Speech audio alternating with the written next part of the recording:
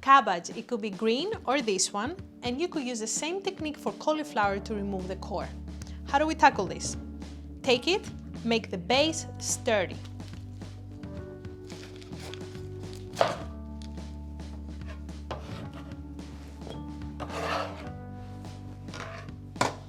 Remove any bad leaves.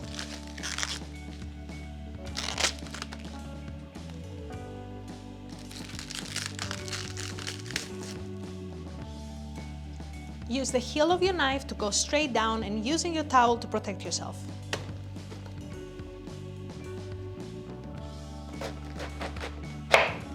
Cabbage has a little root right here in the middle, and this is the same procedure you would do with a cauliflower to remove it.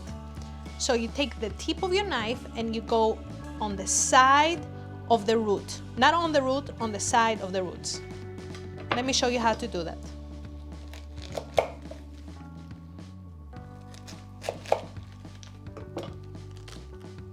Right here. At this point, you could start slicing it. You have a sturdy base. You just put it on the side with the root horizontal to you.